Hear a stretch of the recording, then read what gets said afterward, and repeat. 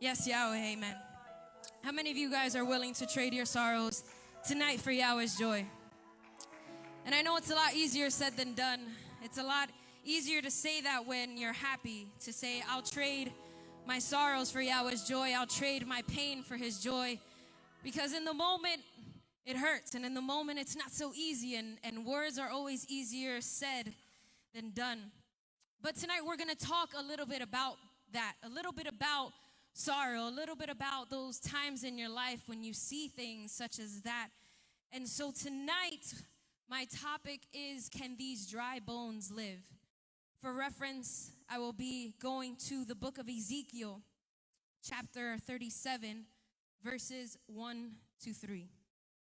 Ezekiel, chapter 37, verses 1 to 3. Yahweh's word says, "The hand of Yahweh was on me, and he brought me out by the Spirit of Yahweh and set me in the middle of a valley. It was full of bones.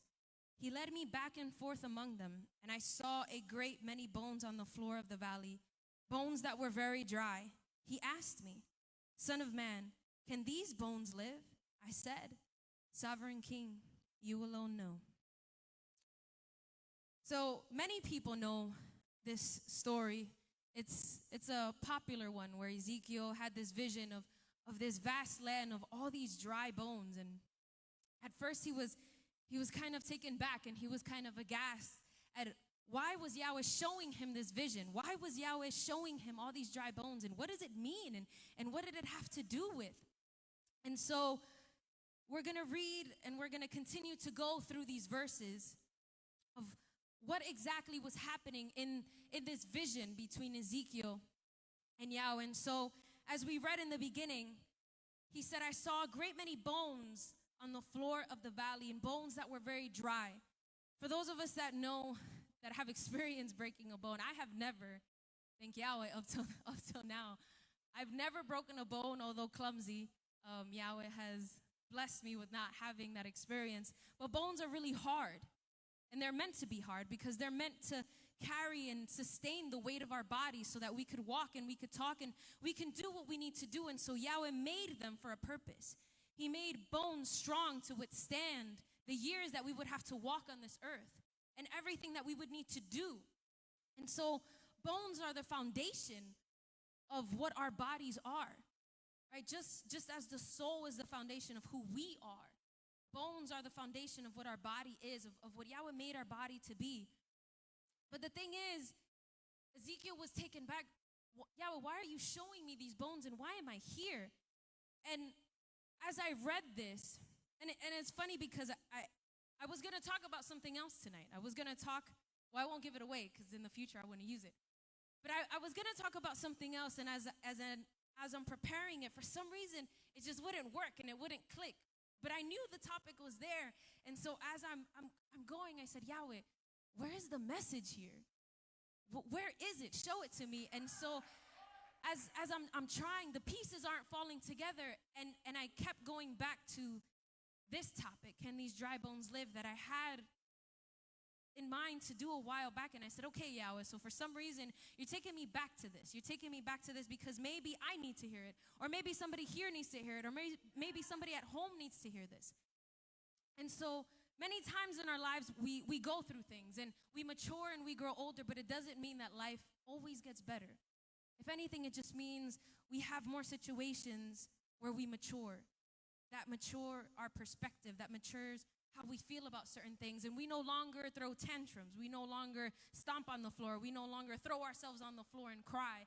And I'm a preschool teacher, and so I can tell you that at one point we've all done this. At one point, even the smartest kids just break down and cry because they feel like it, because they don't want to talk about it. They just start sobbing. And you get taken back. Why are you crying? And it's because that's just how they feel in the moment. But as we grow, and we have to do what Ezekiel did and face bones, face dry bones in our lives. We have to show the world that we're okay, because we don't want to admit that we're walking through valleys of dry bones in our own lives. But before Yahweh can make dry bones live, he has to show you your valley of dry bones. He has to take you through it. He has to make you see maybe something that you haven't seen. Because sometimes we're hard to admit that we are walking through a valley of dry bones. And sometimes people see it, and sometimes people try and tell us that you're not okay, that maybe you're going at it a little rough, or maybe you're headed in the wrong direction. And sometimes we want to be the people who say, no, I'm fine, and everything is okay. But sometimes Yahweh needs to show you your valley of dry bones, because if you don't see it, then you're not going to see how Yahweh's going to turn that valley into something great. You're not going to see that Yahweh made those dry bones live if you hadn't had to face it and look at it in the eye for what it was. And that's what Ezekiel had to do. He walked and he saw this land that just kept going in what seemed like forever of these dry bones, right?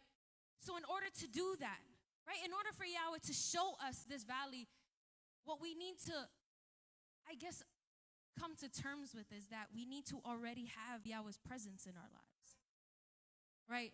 We can't forget that even though we are going through our dry bones, even though we are going through this, right? I mean, the greatest figures of the Bible, right? Job at one point reached his lowest. Elijah at one point reached his lowest. But they still had Yahweh's presence in their lives. So it doesn't mean that just because you're a believer, it doesn't mean that just because you pray that you're not going to go through these things. It doesn't mean that we're exempt from these things. It doesn't mean that Yahweh isn't at one moment or another going to test our faith, right? Or sometimes we put ourselves in these situations. But it doesn't mean that just because we go through these valleys, that Yahweh's presence isn't in our lives. And if Yahweh's presence is in your life, then that means that he has favor over your life, that he is going to show you, just as he showed Ezekiel, this valley in your life of dry bones that are so brittle that could turn into dust at any moment. And if we continue, Ezekiel said, he asked me, son of man, can these bones live? And it's not because Yahweh didn't know the answer already. It's not that Yahweh tried to play a joke or tried to see, but he wanted to see what Ezekiel would say. He wanted to see how far was his faith, because Yahweh knows his power. Yahweh knows that he can do anything. But he's going to question you just as he questioned Ezekiel. He's going to ask you as you're facing your dry bones, what do you think as you look through this valley? What do you think as you see these dry bones that belong to your life? Can these dry bones live? Can these dry bones be restored? What do you think as you look at this? Do you think that it is possible? And so Ezekiel responded, Sovereign King, you alone know. You alone know. And so in saying that, Ezekiel already said, Yahweh, for you anything is possible. For I don't know what you can do with this. Only you know. But only you alone know. But what I know is that should you make them live, the only one who can make them live is you. But if Ezekiel perhaps had said something different, had said, no, Yahweh, look at how dry they are. Look at how brittle they are. These bones haven't just been there for a day or two or maybe a couple months. These bones look as though they have been here for years, as though it has been years and years and perhaps centuries that these bones have been lying here. And so how can these bones live once again? But instead, Ezekiel understood that if Yahweh asked, it's because Yahweh already had the answer. And so he said, Sovereign King, you alone know. And if we continue, Ezekiel says, then he said to me, prophesy to the breath. Prophesy, son of man, and say to it, this is what Yahweh says. Come, breathe from the four winds, and breathe into these slain that they may live. So I prophesied as he commanded, and breath entered them, and they came to life.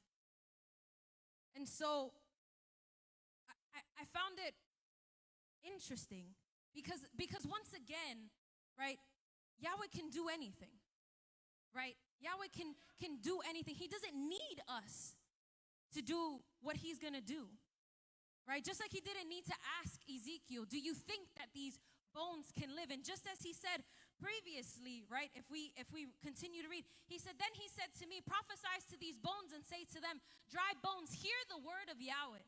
This is what he said to these bones. I will make breath enter you, and you will come to life. I will attach tendons to you and make flesh come upon you and cover you with skin.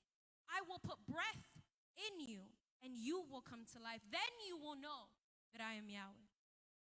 And so Yahweh doesn't need us. However, we need to be the ones to look at our dry bones and proclaim life into them. Right? Because it's easy to be an observer and it's easy to pray a prayer and say, Yahweh, do what you need to do and I'll just wait and watch. But it's hard to have to stand in your valley with bones all around you. Not bones that you don't recognize, but bones that you know are yours. Whether they're dreams that perhaps you gave up, whether they're unanswered prayers that you've given up praying about, whether they're family members that once left a congregation or your house, whether they're long-lost friends, whether it's a job, whether it's a marital problem, whatever the case may be, those dry bones represent anything. Because they're dry and they're brittle. There's something that died. Whether it's our hope, whether it's love that we once had, whether it's the joy that we once had that now have turned into sorrow. Only we know what our valley looks like. And Yahweh understands it too. But Yahweh understands that in order for us to be a part of this miracle, we need to look at it and we need to be the ones to prophesy to our own situations. That Yahweh will put these dry bones, that Yahweh will bring these dry bones back to life. For if we don't believe it, then in reality, isn't the work of Yahweh in vain? For if Yahweh does all the work for us, then where's the victory? We must be the ones to prophesize the victory in our own lives, and we must declare revival in our circumstances. Right? 2 Timothy chapter 4, verse 2 says, preach the word and be prepared in season and out of season. Correct, rebuke, and encourage with great patience and careful instruction. Right? Meaning you're not always going to be in the season of your life.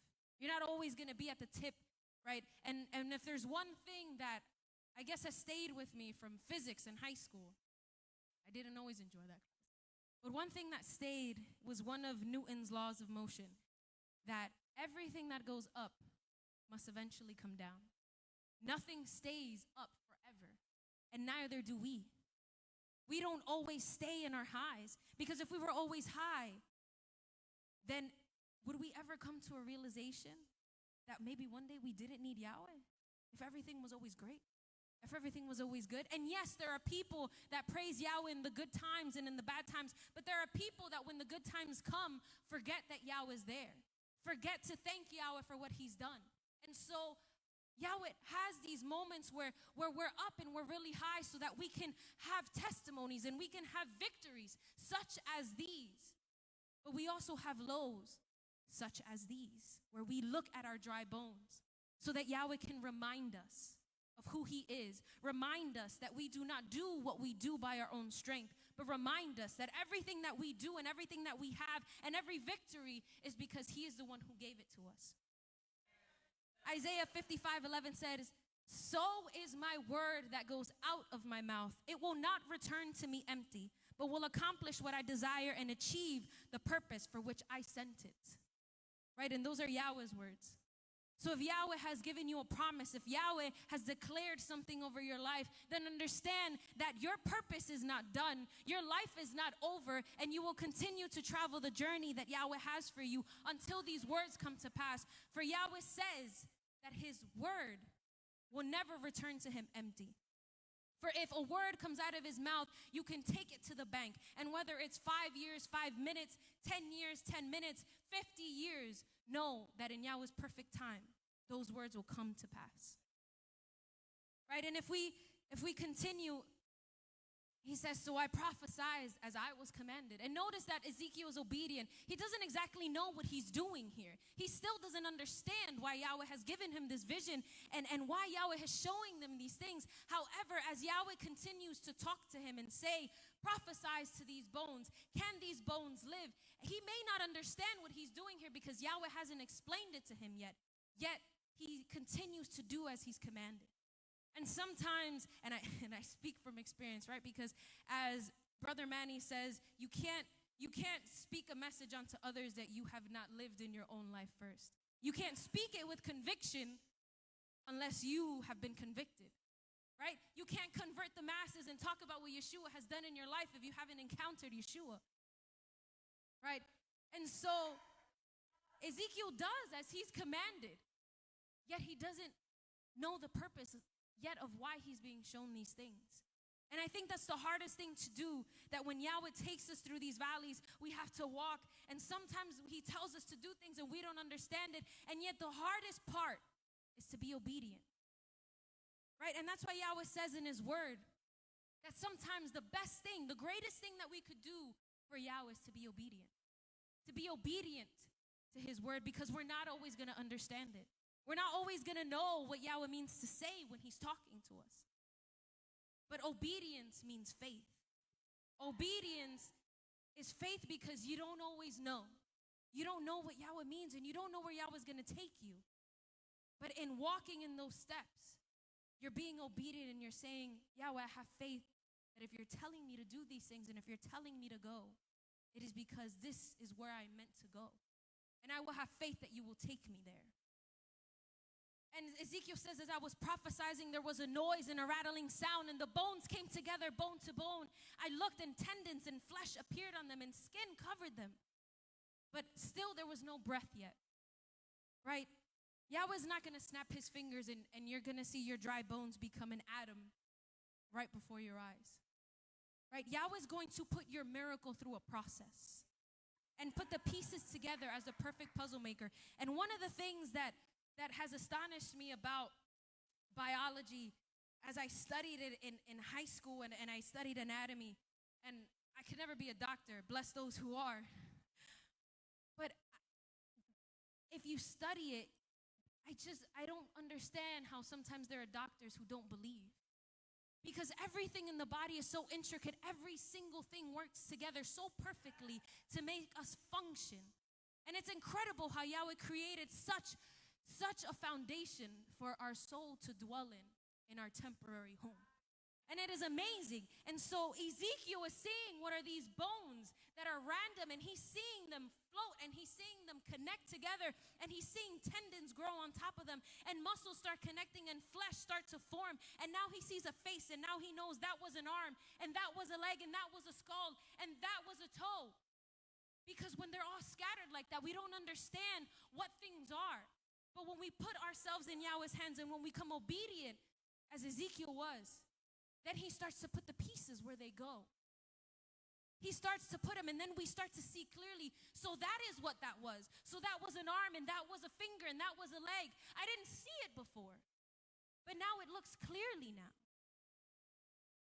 Right? And yet, our foundation still has no breath, still has no life yet. Right? Your miracle is going to take a process. You are going to take a process through this miracle. Right? And I have this joke that every time Yahweh takes his time with me, because he takes his time with me, for whatever reason, he takes his time with me. And everybody says, Deborah, it's going to be okay. Trust it's going to be okay. And I say, I do, but it's not funny anymore. Right? I have that joke. I go, but it's just not funny anymore. It's taken too long. It's taken too long for me to witness this miracle. It's taken so long. Right? And when we haven't witnessed the final miracle yet, we say that sometimes. And that's what I mean by sometimes it's hard to be obedient in your valley. It's hard to understand. It's hard to wait, because although Ezekiel saw all those bones come together instantly, and he saw those tendons and muscle form instantly, that's not always going to be the case. Because to Ezekiel, this was a vision, but to you, it's your life. To Ezekiel, this was a metaphor, but to you, this is your circumstance. And so you're not always going to see it come so quick as Ezekiel did. At first, you may just see a leg, and then you may see a thigh, right? And you may just have one leg just standing there. And you're like, oh, okay, it's a little clearer. But when it takes a lot longer for this body to come together, you start to get anxious and you start to doubt Yahweh. But then he continues, right? And he said to me, prophesy that breath may come. And so I did as he commanded, right? And so once Yahweh is done making your foundation, he will breathe life into you, into your circumstance. whatever that circumstance may be, when you are ready. And at times, we think we are ready. I know I always think I'm ready. I know I always tell Yahweh, now, right now. Okay, no, not then. Okay, so now. Now? No, now.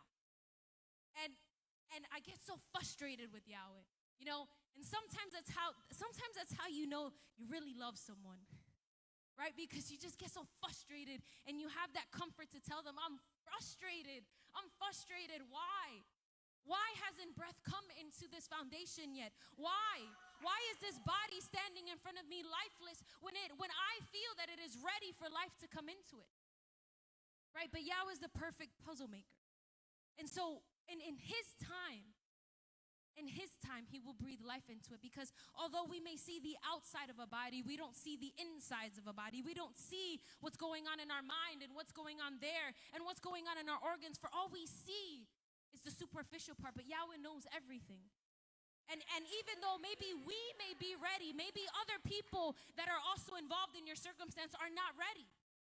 Maybe you're ready, but maybe your mom isn't ready, your dad isn't ready, your best friend isn't ready. Maybe they're not ready. And so, because we don't know all the pieces and the circumstances that Yahweh has, we get anxious. Right? But that's okay, because we are constantly reminded that in the beginning, we were formed when Yahweh breathed life into us. And just as he is faithful and he breathed breath into us, know that when you're standing in your valley, Yahweh will breathe life into your circumstance. He will breathe life into whatever you saw that was once a dry bone. Those bones shall live, because Yahweh can do anything. But most importantly, you decided to have faith. You decided to believe that Yahweh could bring life to those bones. You decided to put your trust in Yahweh. And so because you did, because you waited to see what he would do, and because you were faithful, he will then breathe life into your circumstance. Because your victory is his victory. Because what Yahweh does, he always does to glorify himself. And so your circumstance may not always be a great one. And so when Ezekiel was walking to this valley, what he saw was terrible. And he saw this death, and he saw all this malice there. But when he was finished, he saw something beautiful. And that is when he said they came to life and stood up on their feet, a vast army. A vast army. And that's how you're going to feel when you have your victory. You're going to feel as though you have fought this battle. But when you are finished, you're going to say that you were victorious, not because you fought alone, but because you fought with a vast army that was fighting with you, that was fighting for you. For a lot of the times we fight and we feel alone, but we have no idea that Yahweh's angels are constantly fighting our battles for us and with us. And to finish, then he said to me, Son of man, these bones are the people of Israel. They say our bones are dried up. Our hope is gone. We are cut off. Therefore prophesy and say to them, this is what Yahweh says. My people, I am going to open your graves and bring you up from them. I will bring you back to the land of Israel. Then you, my people, will know that I am Yahweh. When I open your graves and bring you up from them, I will put my spirit in you, and you will live. And I will settle you in your own land. Then you will know that I, Yahweh, have spoken, and I have done it, declares Yahweh. And so Yahweh will bring life into you. He will put his spirit into you, into your circumstance, so that at the end of your victory, you will know that it was him. You will know that he is Yahweh. You will know that it happened by no one other than him. In Romans 10:14, it says, how then can they call on the one that they have not believed in? And how can they believe in the one of whom they have not heard? And how can they hear without someone preaching to them? And so tonight, if you're going through your valley, maybe you're still standing in your bones. Maybe you're just seeing the body, but there's no breath. Or maybe you're so close to breath coming into your circumstance. But at the end of the day, how could you speak to others of someone that you do not yet believe in fully? Of someone who has not worked in your life fully? And so Yahweh will take you through dry bones so that you can be that person that calls on someone that they believe in, that speaks about someone that has been there for them. And if you speak with that conviction, others will come. Others will believe because they have heard of your testimony. They have heard of your circumstance. So whatever valley you may be in and whatever part of the process you're in, trust Yahweh and know that He will continue to work in your circumstance and continue to breathe life into you. And know that one day you will be victorious because Yahweh's words do not come back to Him empty. But like they say, when Yahweh closes one door, praise Him in the hallway. So if tonight this message has touched you, if you felt that perhaps Yahweh has spoken to you, tell Yahweh, I'm here. I want to receive you into my life. I want to receive Yeshua as my Savior. And maybe I'm in a valley of dry bones right now. Yahweh, maybe you have shut doors and maybe I don't see everything now, but allow me to be obedient like Ezekiel. Allow me to prophesize victory into my life so that I can have the victory and see my dry bones live. But until then, I'll praise you in the hallway. I'll praise you in the storm.